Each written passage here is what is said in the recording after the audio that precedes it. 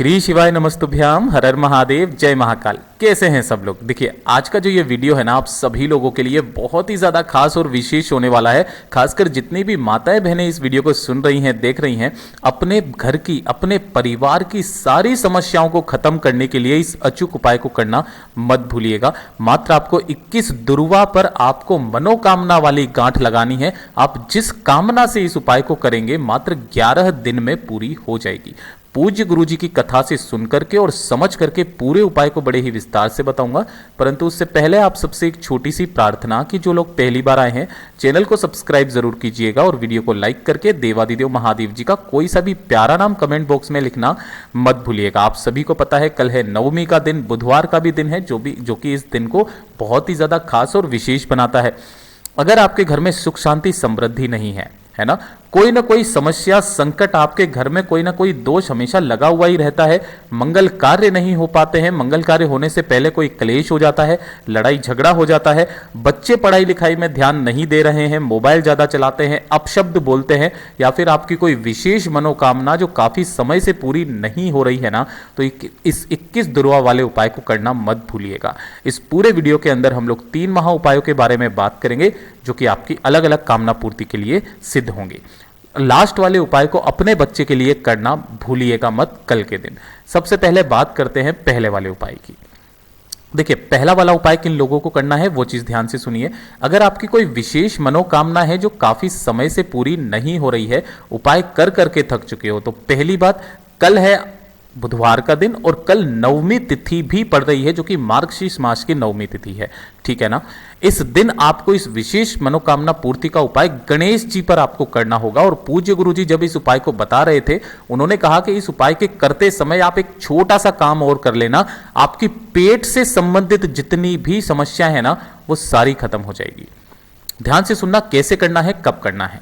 इसके लिए आपको चाहिए होगी दूर्वा, ठीक है ना। लेकिन दुर्वा लेने का भी एक क्रम है। आपको कितनी दुर्वा चाहिए? 21। अब जितनी भी आप दुर्वा लोगे ना, उन सभी में होनी चाहिए 3 गांठें। जैसे गांठें कैसे गिनोगे? ऐसे करके, ठीक है। जैसे कि ये वाली हो गई एक गांठ, ये वाली हो गई दूसरी गांठ, ये वाली हो गई तीसरी गांठ। जैसा आप चित्र में देख पा रहे हो, ये एक गांठ है, ये दूसरी गांठ है, ये तीसरी गांठ है। इस तरीके की आपको 21 दुर्वा लेनी है, ठीक है।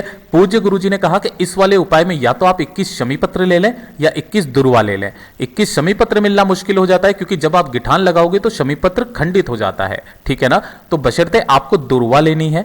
दुर्वा 21 लेकर के आपको 20 दुर्वा तो खड़ी रखनी है और एक जो दुर्वा ली है उसी से आपको इन 20 की 20 दुर्वा को बांध देना है। ध्यान रखना, दुर्वा को हमेशा दुर्वा से बांधा जाता है, किसी भी धागा या मोली वगैरह से नहीं बांधा जाता, ठीक है। तो आपने वो सारी की सारी दुर्वा जो है वो एक दुर्वा से बांध देनी है।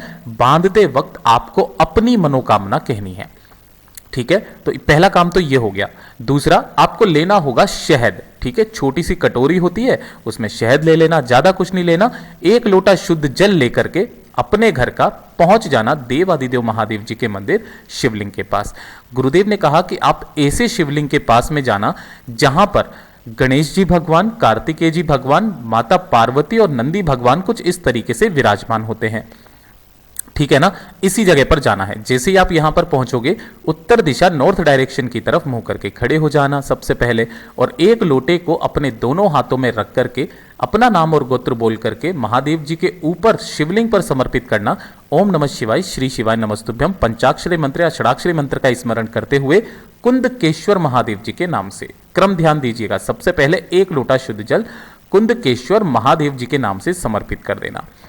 उसके पश्चात आपके पास में है 21 दुर्वा की गट्ठर, जिसके अंदर आपने अपनी मनोकामना बोल करके गिठान लगा दी थी।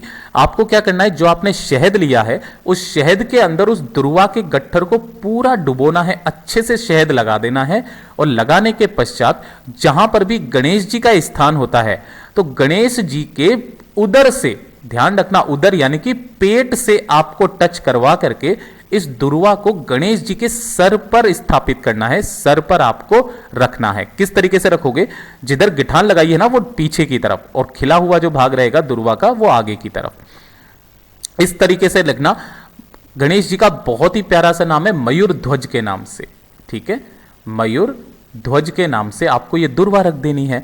दुर्वा रख देने के पश्चात अपना नाम और गोत्र बोल करके एक बार कामना करना कि मैंने काफ़ी सारे उपाय कर लिए, व्रत कर लिए, एकादशी प्रदोष सब कुछ करके देख लिया, मेरी कामना पूरी नहीं हो रही है, प्लीज़ भगवान जी मेरी कामना पूरी कर दीजिए। ऐसी जो जैसी आपको विनती कामना करनी है वो कर लेना। करने के पश्चात आपको घर चले जाना है। ये होता है मनोकामना पूर्ति का सबसे अद्भुत उपाय।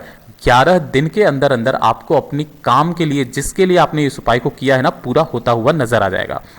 अब इसी वाले उपाय के अंदर पूज्य गुरुजी ने कहा था कि अगर आपके पेट से संबंधित किसी भी तरीके की कोई बीमारी है ना, तो इस दुर्वा में लगा हुआ जो शहद है उसका एक चुटकी शहद लेकर के शिवलिंग को देख करके उसी वक्त में आपको चाट लेना है। आपकी जो भी पेट की समस्या होगी ना वो खत्म हो जाएगी। अच्छा, इस वाले उपाय को करने का एक खास तरीका बताया था पूज्य गुरुजी ने, महत्व बताया था कि जब एक दानव था जिनका नाम था अनलाचल, ठीक है, उन्होंने स्वर्ग के अंदर काफी सारा धूमधाम मचा करके रखी थी, त्राहिमाम था। गणेश जी से जब उनसे रक्षा करने के लिए बोला गया तो गणेश जी उन्हें निगल गए थे। निगलने के कारण जब उनके पेट में जलन मचने लगी है ना, तब जाकर के इस 21 दुर्वा के गट्ठर को लाया गया था और उन्हें खिलाया गया था। तब जाकर के उनके पेट की जलन कम हुई थी और तभी से जाकर के इस 21 दुर्वा का कर्म शुरू हुआ था। ठीक है ना। तो इसी वाले उपाय से आपकी जो भी कामना होती है, इससे यह निर्धारित होता है कि आप उनकी पेट की जलन को शांत कर रहे हो, जिससे वो आपकी कामना को पूरा करते हैं। दूसरा, अगर आप इसका थोड़ा सा लगा हुआ शहद चाट मात्र भी लेते हैं ना, तो आपकी पेट की सारी समस्याएं खत्म होती है। यह हो गया पहला उपाय। बात करते हैं दूसरे वाले उपाय की। दूसरा वाला उपाय आप सभी को पता है कि गणेश जी हैं विघ्नहर्ता।